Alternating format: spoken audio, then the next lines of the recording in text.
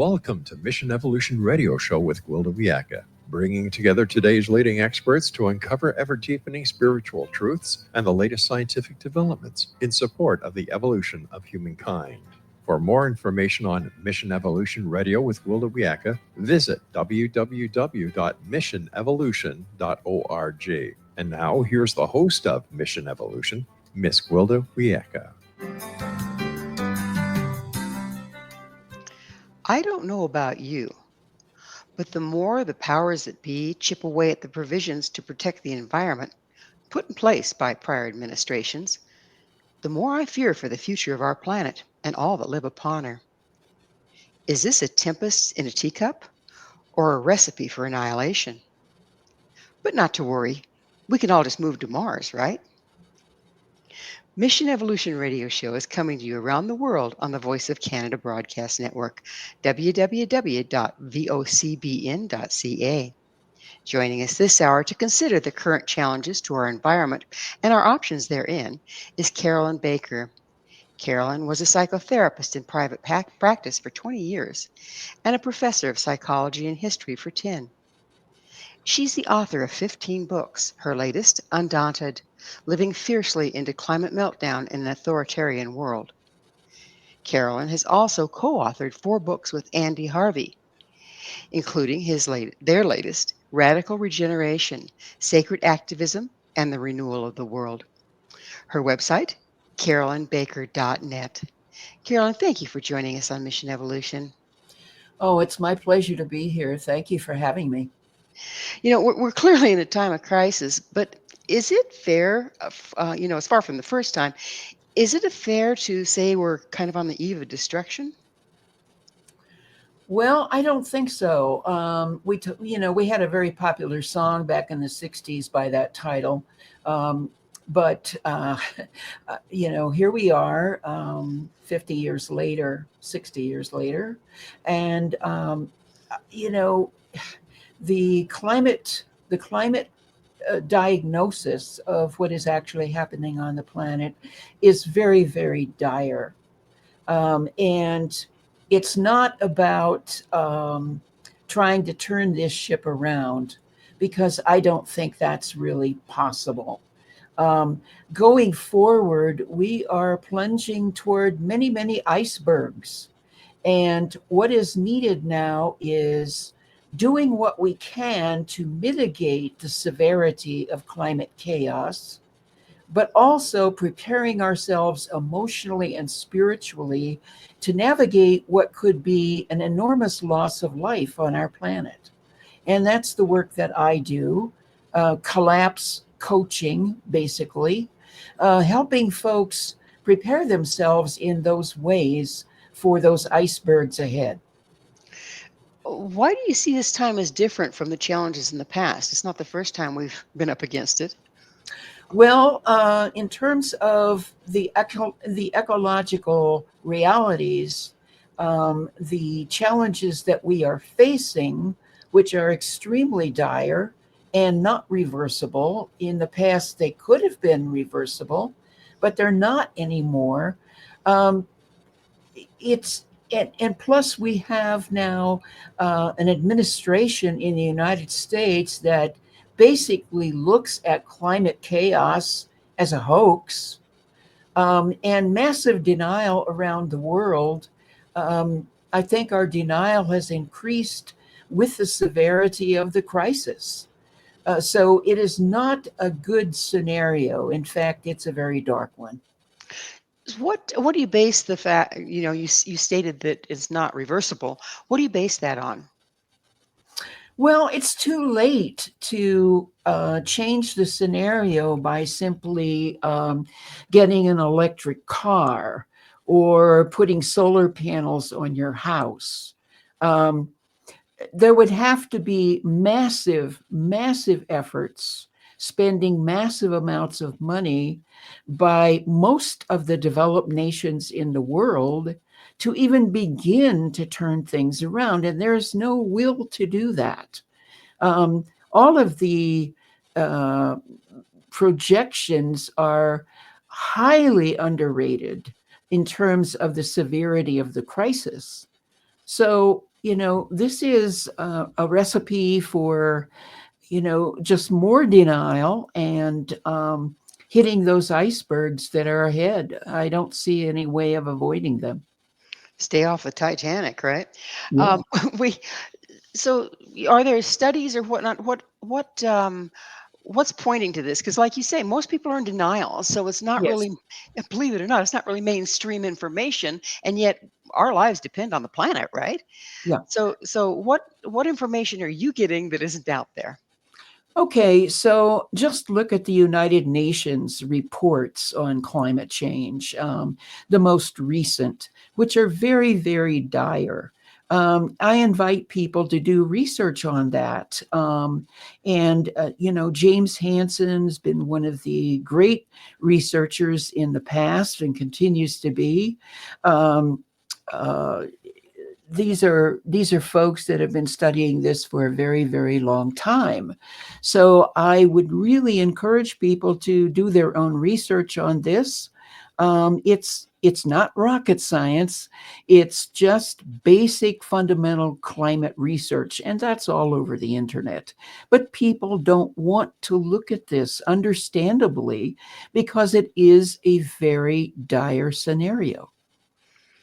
What you mentioned that a lot of people on the planet in the coming years are gonna die. What do you see as taking them out?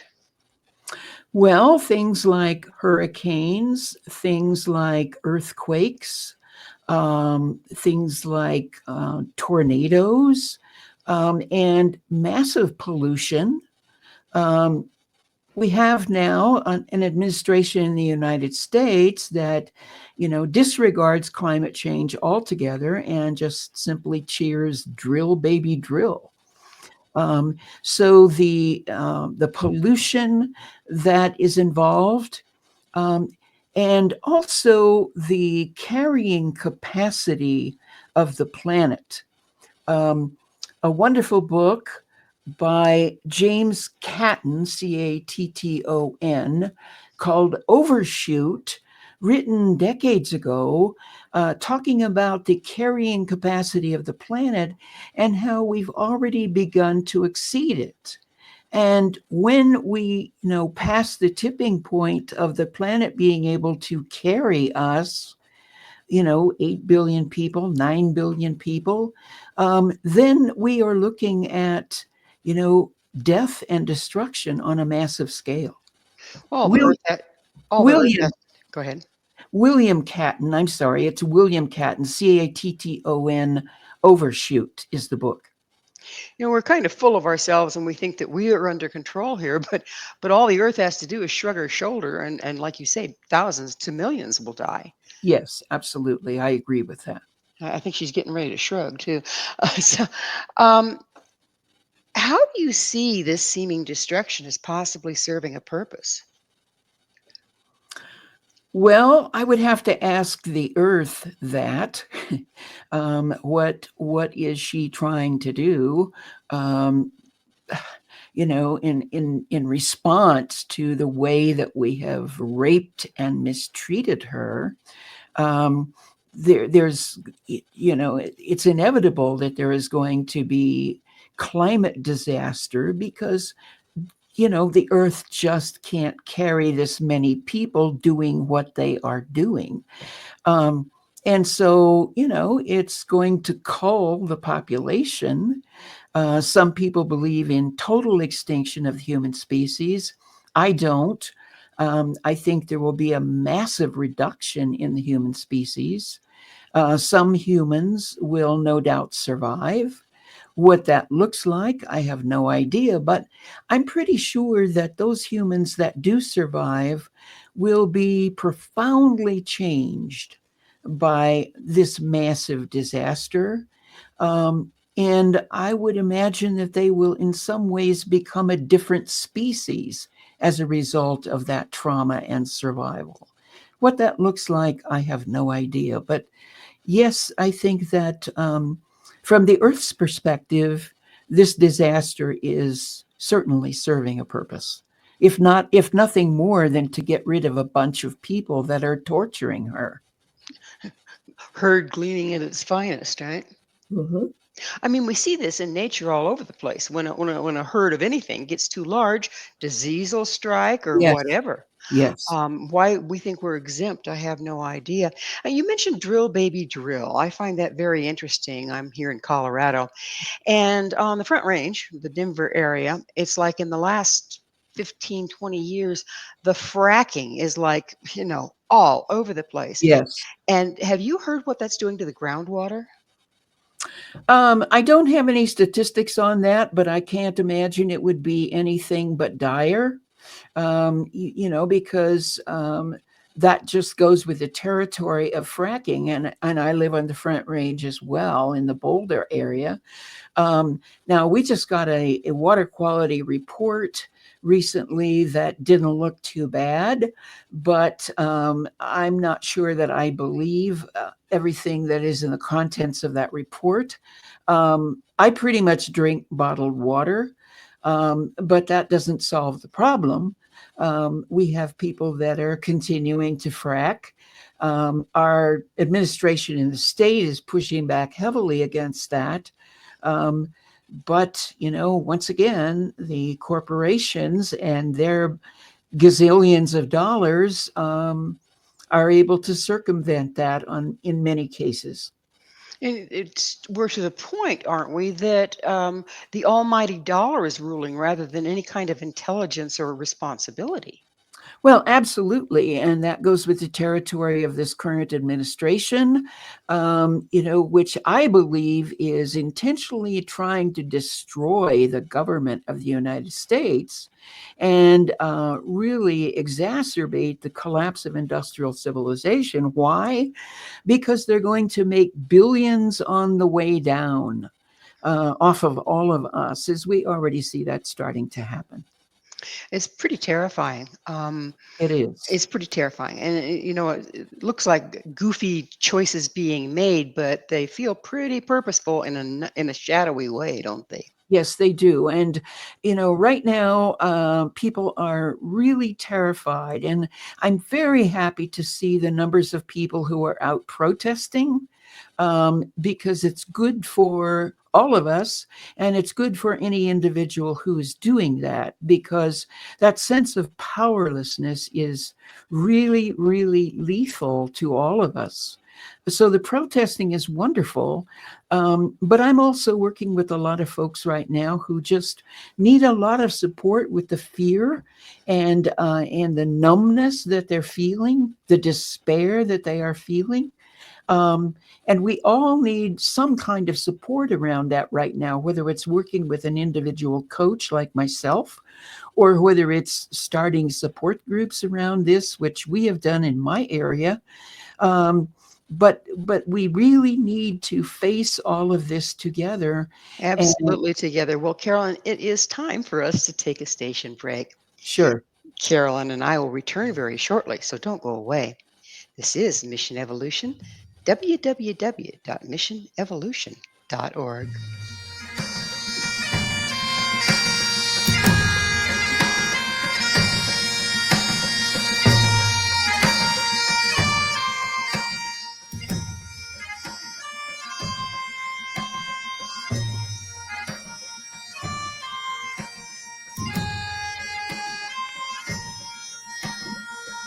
One people, one nation, searching through the night.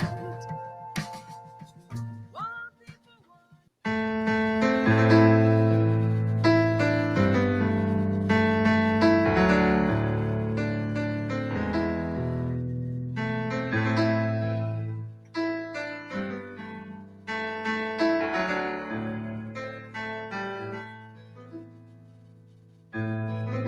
The end has come, the night has fallen.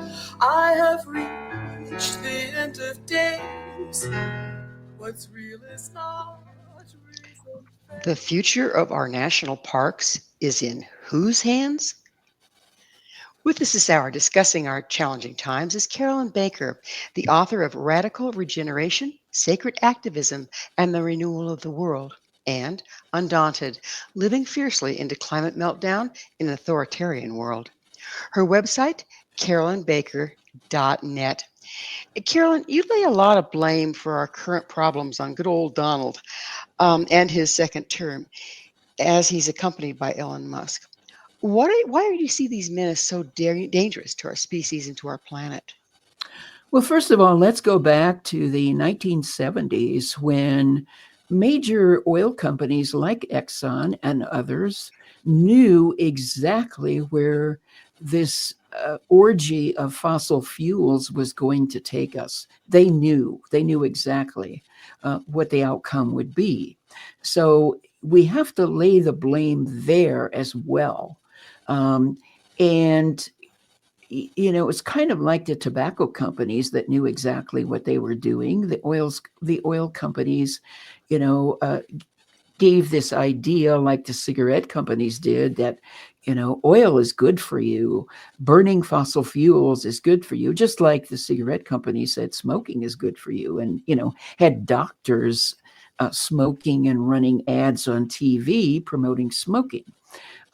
So that's sort of the origin of the blame, but it carries through the 50s, 60s, 70s, 80s, 90s, and now we have an administration that doesn't even try to pretend that that there's anything happening with the climate. They're totally in denial, calling climate change a hoax.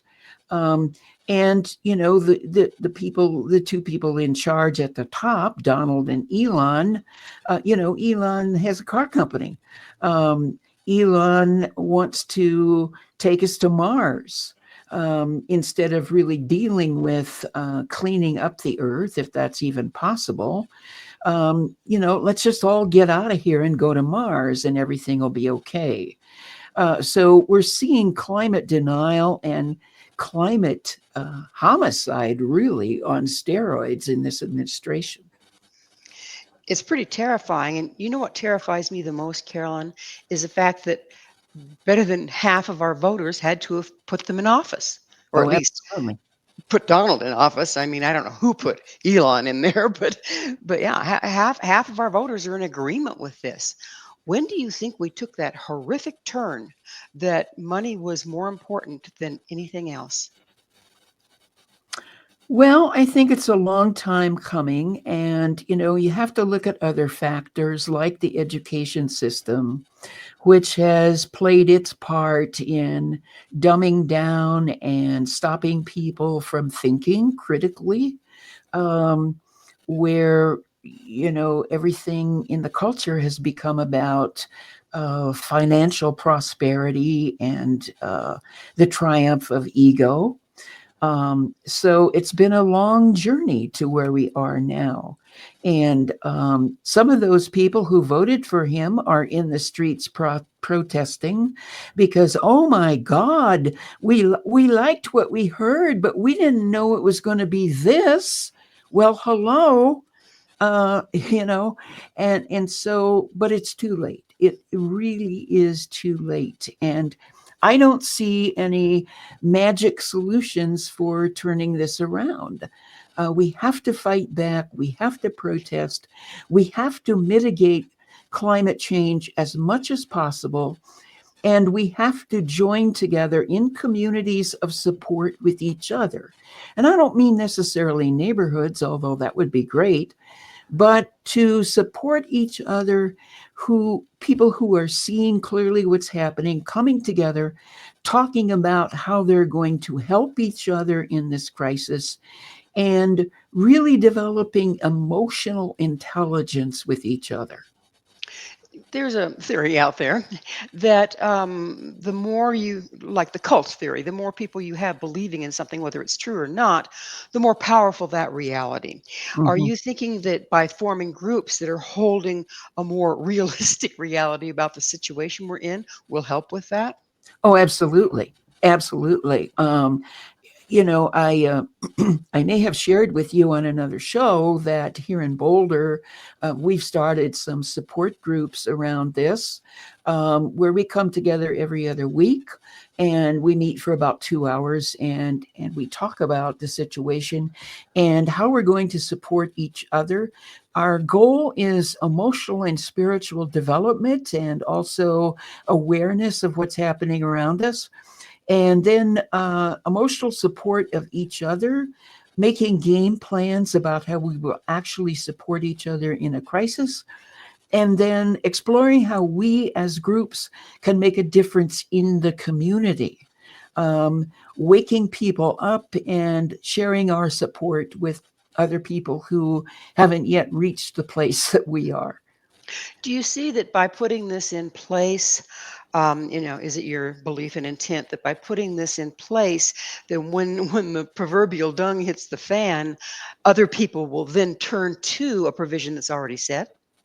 Well, we're hoping that is true. If we can be little lights in our community, then when the darkness really overwhelms us, then we have these little points of light where people can turn, we can welcome them, and we can all work together. Well, it sounds wonderful. Now, I know you're in an area that supports that more. The Boulder area is very Mhm. progressive. What about the other ones, like little town in Wyoming and this sort of thing? Well, it's very interesting. I did a YouTube interview with my friend Luke Renner recently, who lives in Indiana, and serious Trump country. And he played our interview and then just contacted lots of his friends in the community in which he lives. And he got 20 people together on a Sunday afternoon to talk about starting a group like this. And they did start a group like this. And it's courageous of them because they have a lot of opposition around them. But that sort of thing is happening, and that sort of thing is going to happen in many, many places, whether it's Trump country or not. People are going to have to come together and support each other in these ways. That's just vital. You speak of a global psychosis. Would you please explain what you mean by that? Well, I think that there is a madness that has taken over our species. There's a wonderful book called Hospicing Humanity, written by a Brazilian psychologist and scholar named Vanessa Andrade. I encourage people to read the book, um, in which she is talking about the madness that has overtaken us because of our disconnection with Earth. And she writes from an indigenous perspective, obviously. Um, and indigenous cultures predicted this, hundreds, thousands of years ago, that humanity would come to a place of psychosis, and that the real work is coming back to our sanity and our spiritual connection with Earth and our physical, emotional connection with Earth. And that anything that gets in the way of that has to be hospiced, has to be looked at very carefully and eliminated to such an extent that we are who we were meant to be, who is innocent beings connected deeply with Mother Earth. Well, speaking of indigenous concepts, are you familiar with Watiko? Oh, Uh, yes, absolutely. yeah, it's considered a mind virus, and it's exactly what we're seeing out there. Is where everybody is just blinded by greed to the destruction of everything around them. I would encourage people to read the book Wetiko, Wetiko, by Paul Levy. He's got a couple of books on Wetiko, but just read the first one. Yeah, Uh, he's great. We've had him on the show a couple times, and his yeah, those books are wonderful. yeah. Yeah. Dispelling Wetiko, and that's really what we should all be about right now. If we have any concern about our future, we need to be working on dispelling Wetiko and bringing in this true, genuine, ancient connection, reconnection with our planet. But expelling Watiko, isn't that an inside job first? Oh, of course, yes. And there's much inner work that needs to be done. And we're being called to do that inner work right now. That's some of what we're doing in our support groups. That's all of what I'm doing in coaching, helping people do the emotional work that we need to do to face this crisis head on and together. It has to do with being in it, but not of it, then. Yes, absolutely. Absolutely. Separating yourself out from what actually insults and murders your soul, and committing to your own spiritual and emotional healing and the healing of your community. So, what are the personal and collective shadows, and how do they play in here? Well, it's interesting. I was reading the other day an exercise by Ken Wilber, and I'm not a fan of Ken Wilber. He's from Boulder originally, talking about a little exercise called 3-2-1, where you're in a group and you have people in the group talk in third person about, oh, this terrible administration. They're doing all these horrible things, killing the earth, killing the planet, yada, yada, yada. And everybody goes around and speaks in third person about that. Then in the next round, people go around and speak in second person as if they were talking to Donald Trump, for example. You this, you that, you're doing this, you're doing that. And get that out of their system. And in the last round, it's first person. I am doing this. I am doing that. I claim responsibility in part for what's happening, and here's how. So that is not to let any of these people off the hook, but to own our part in it.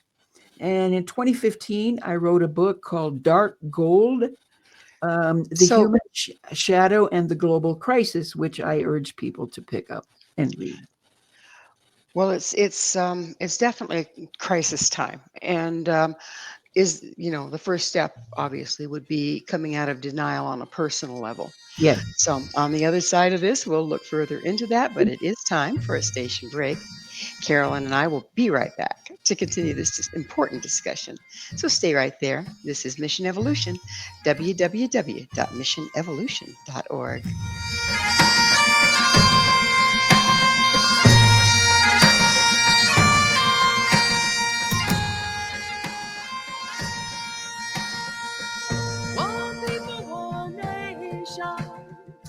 Searching through the night. One people, one nation. Searching for the light. One people, one nation. Coming from the stars.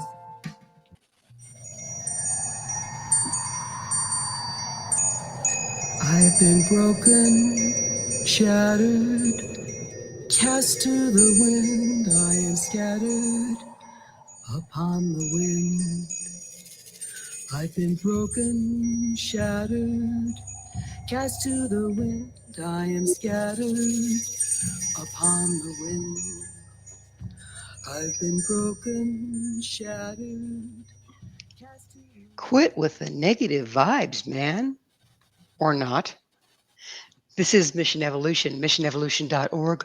With us discussing the power of perception is Carolyn Baker. Her website, carolynbaker.net. Carolyn, why do you see negative emotions such as fear, anger, grief, and despair as a good thing?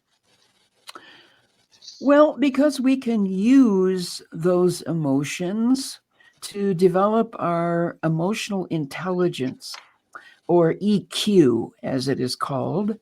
Many corporations and businesses these days are hiring coaches to teach them emotional intelligence, because what they're discovering is that, hands down, over and over, when people function and relate with each other with emotional intelligence, everything runs much more smoothly.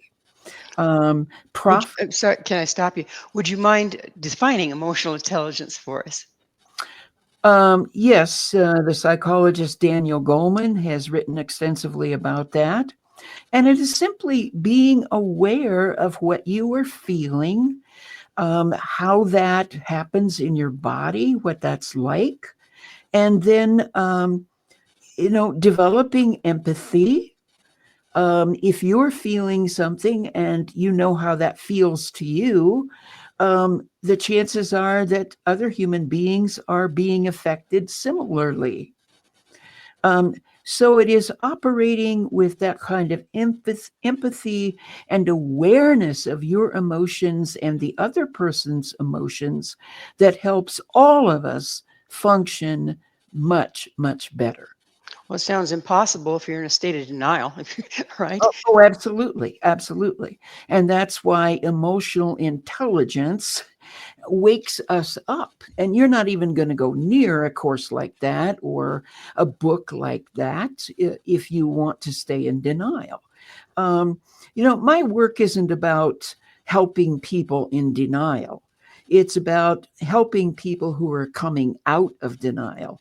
And I would say the same for others who are talking and writing about collapse and trying to assist people in dealing with it. Well, it's got to be A, terrifying, and B, painful to come from a place of, oh, everything's okay. I'm just going to get richer and everything's going to be wonderful, Mhm. to the whole system has been a lie all along and we're on the eve of destruction. That's a stretch. That's a big stretch. And a lot of people right now who voted for Trump but didn't have any idea, at least consciously, of what he was actually doing are coming to that conclusion. And some of those people are actually in the streets.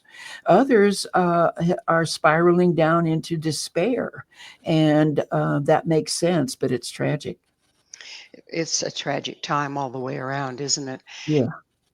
What about polarization? I mean, it strikes me that if they can keep us, if they, the powers that be, can keep us polarized, even against themselves, we, our frequency drops, our intelligence drops, our emotional intelligence drops, and we're really becoming more and more powerless the more we're polarized.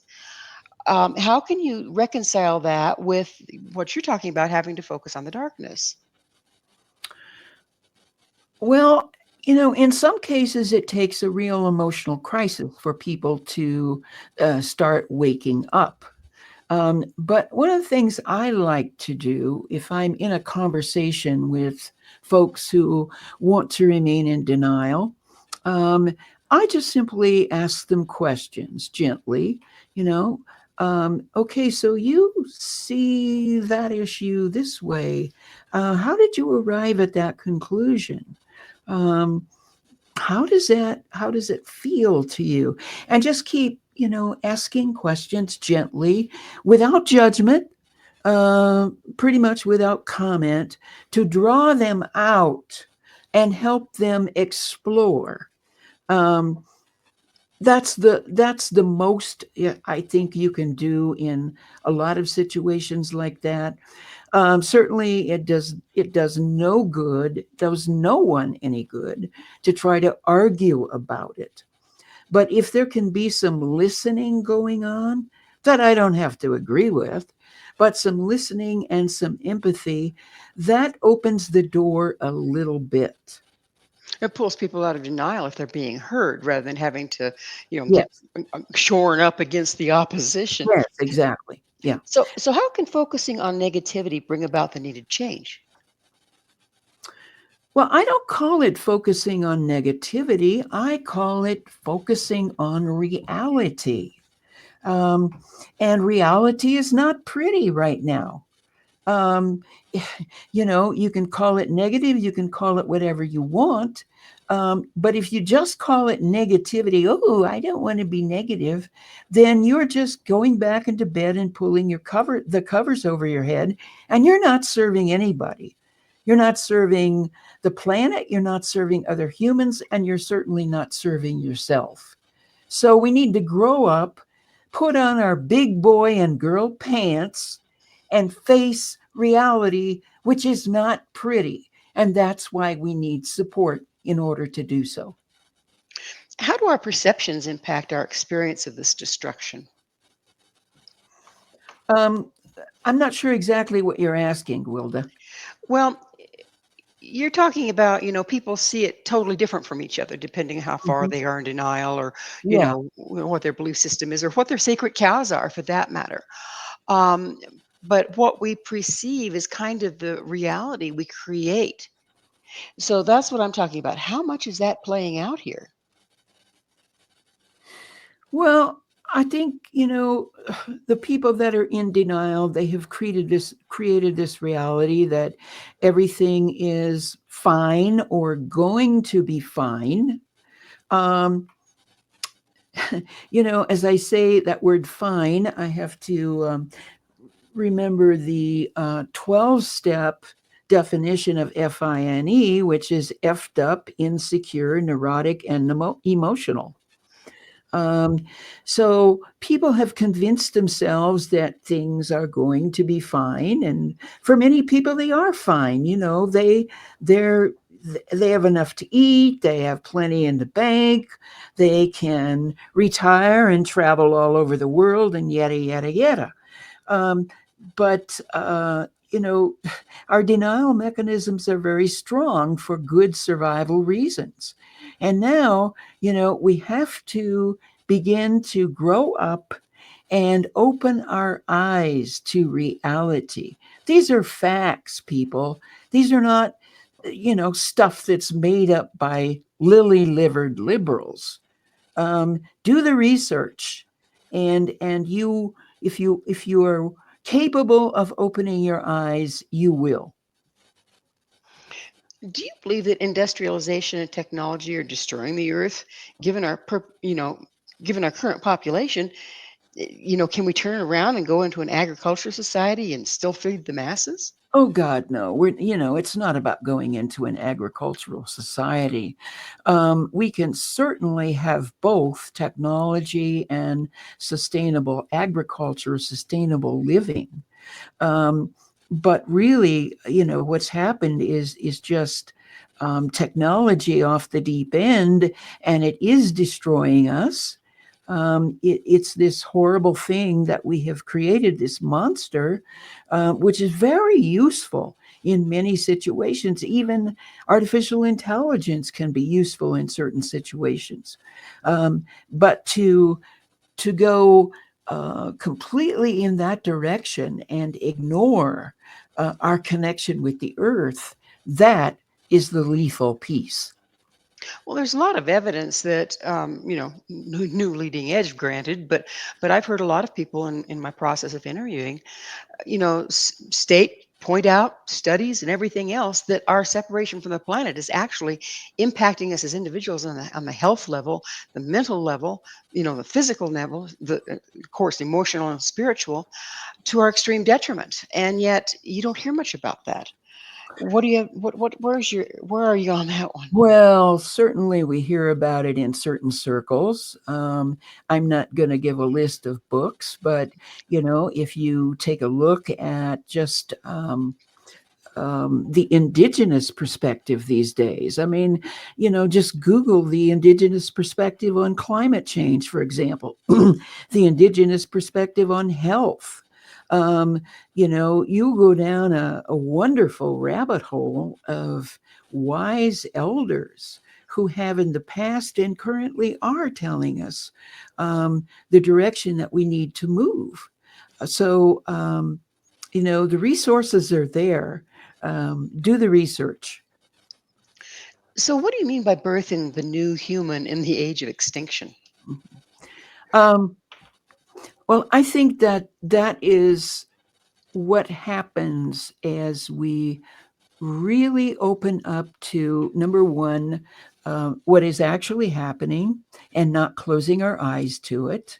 That is life changing.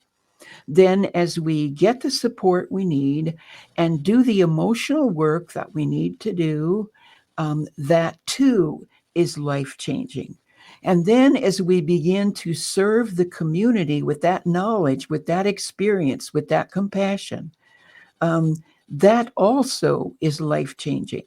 And in the process, we are able to become the people that not only we want to be, but that the planet needs at this point in history. So, I'm not saying that, we actually have a new human being with a new body and a new this and a new that, but that we become transformed from the inside out. And that changes how we relate to ourselves, to each other, and to the earth. Within your groups, are you also cultivating knowledge on how to cultivate food and more holistic living in small groups? Yeah, we're not focusing so much on doing that ourselves, but we have a lot of folks in the community who are doing this. And so how do we support them? How do we partner with them so that we can get involved with that? And together we can create islands of sanity in a sea of chaos. And I've been very surprised at, some of the statistics on how moving things into a smaller community and becoming interdependent within that versus all the big shipping and Mhm. mass production and all this stuff. So hopefully there's going to be some help coming from there. Well, I think with these tariffs and what's happening in the economy right now, that we're going to be compelled to do that as communities. I Absolutely. hope so. Well, it's time for another station break.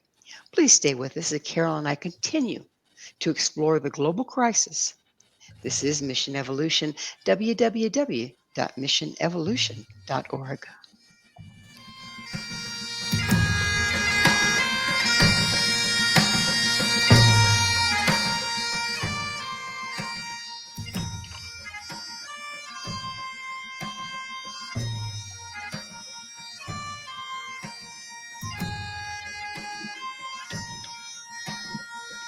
One people, one nation, searching through the night. One people, one nation, searching for the light. One people, one nation, coming from the stars. One people, one nation.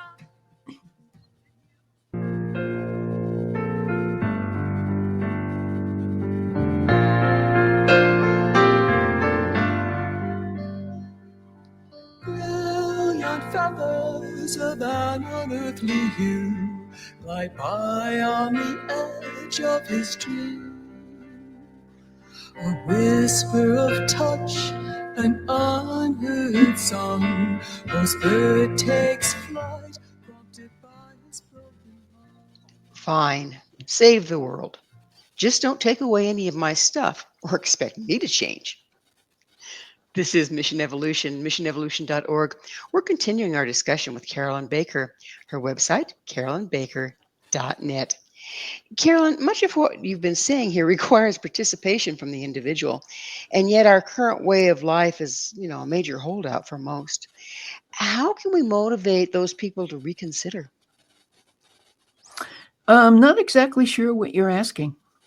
Okay, well, we have, like we've been talking, a large portion of the society is very much in denial and very invested in these lifestyles that are tearing the planet apart.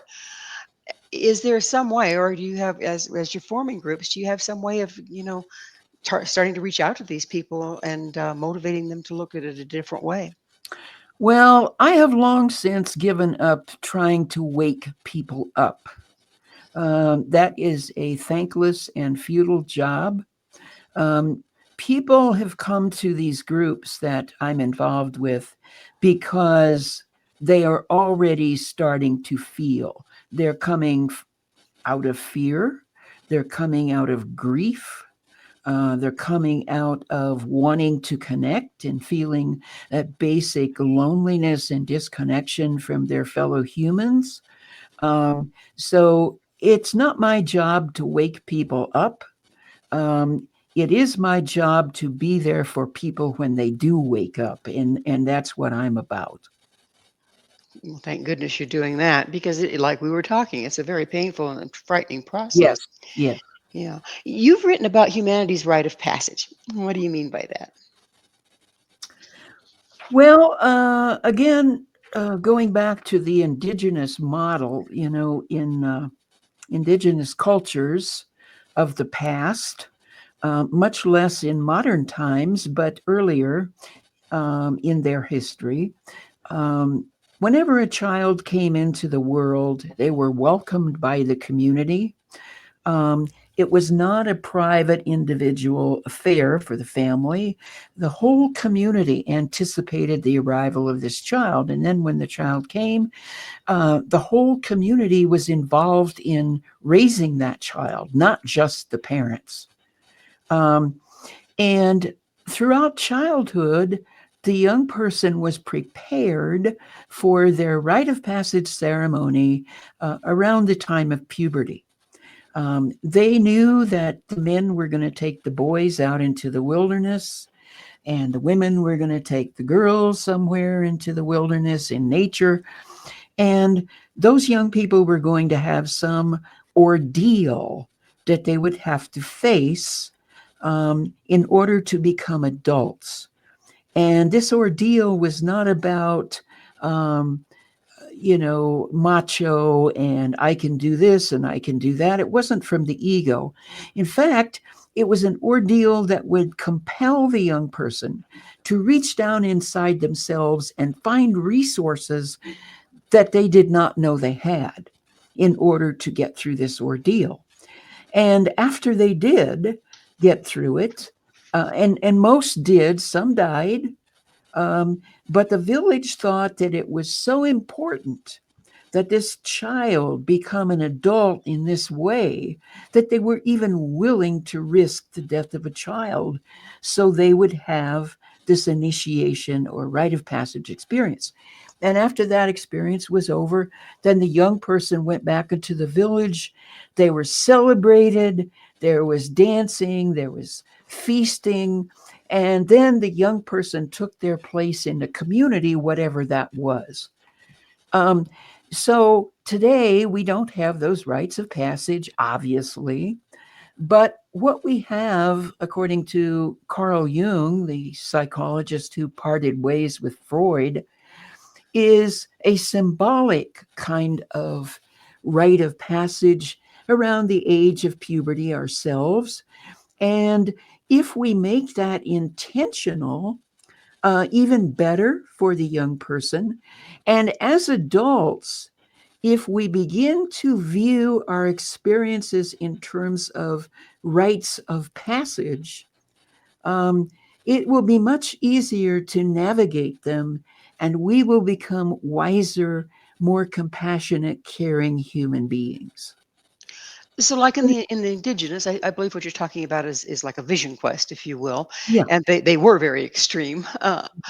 Mhm. But we are in a time of extremity. Yeah. So, Yeah. so are you talking about using the extreme situation that we're in, and rather than going into victim around it, using it as the rite of passage? Yes, absolutely. Looking at what we're dealing with as a rite of passage. This is an ordeal, and the ordeal may take the form of losing a job. It may take the form of watching innocent people being deported. It may take the form of, God forbid, losing Social Security or Medicare or Medicaid. Those are ordeals, initiations, rites of passage. What do I need to go through something like this? What are the inner resources that I need to cultivate, and what is the outer support that I need? And beginning to perceive our experiences in this way. Right now, our entire country is going through a rite of passage.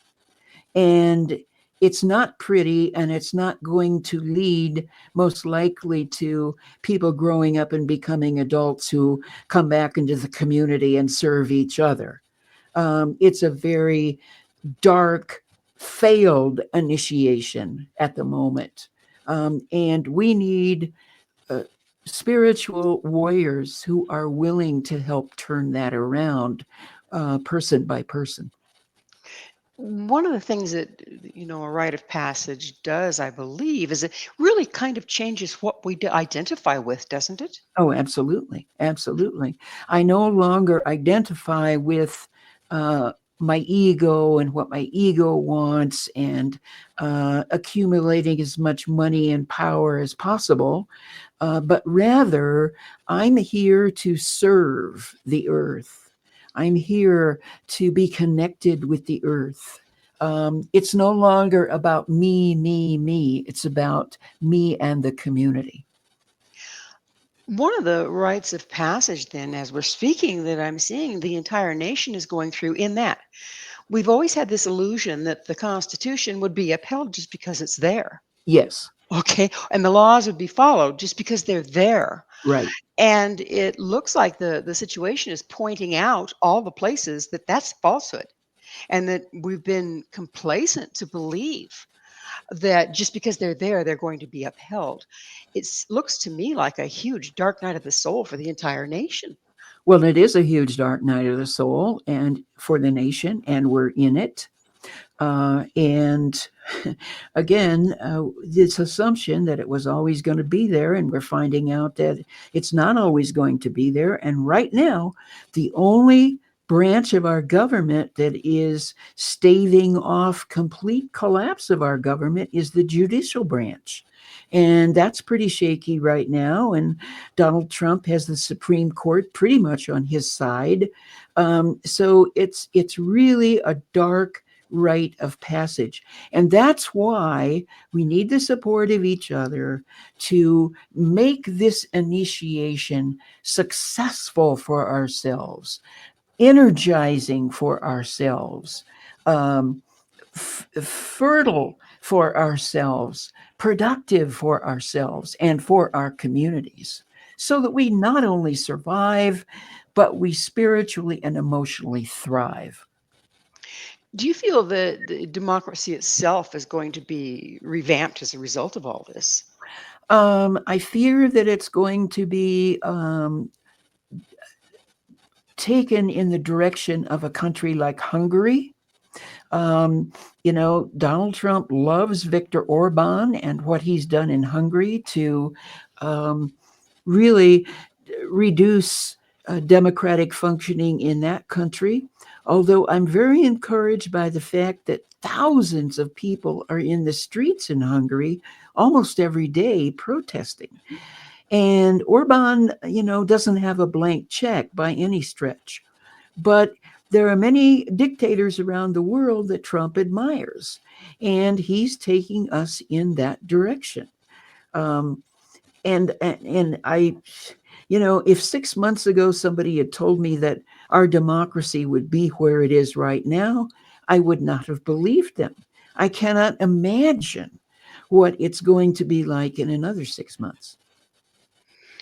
Well, you state the descent that humanity is making and must make in order to experience and live radical regeneration. Would you go into that a little bit? Yeah. Again, Jungian psychology, the reality is that in order to function on this earth, humans have to make these descents into the darker parts of their soul and the darker parts of their experience in order to evolve, in order to live their full potential and become who they truly are. And that happens everywhere. It's an archetype. It doesn't just happen in this country. It's universal. And we are in a huge descent right now. And that is why I've decided to call my form of coaching emergence coaching in a time of descent, because what we need to be working on right now is emerging out of that darkness into living and being and serving our full potential. But we are definitely in a descent, and I think it's going to get deeper and darker. I'm sorry to break the news, but I don't see, and I don't think any thinking person could see any possibility that's different. Well, it is grim, but maybe it's time to face the grim to make something different out of it. Yeah, like I've been saying, put on your big boy and big girl pants, get the support you need, get out there and protest, serve your community, and, it's time for us to grow up. Well, that it is. And unfortunately, Carolyn, we are out of time. Thank you so much for coming on the show. Thank you so much for having me. It's always a pleasure to speak with you. It's a real pleasure. Our guest this hour has been Carolyn Baker. Carolyn is the author of 15 books, including Radical Regeneration, Sacred Activism, and the Renewal of the World, and Undaunted, Living Fiercely into Climate Meltdown in an Authoritarian World. Her website, carolynbaker.net. This has been Mission Evolution with Gwilda Wiyaka.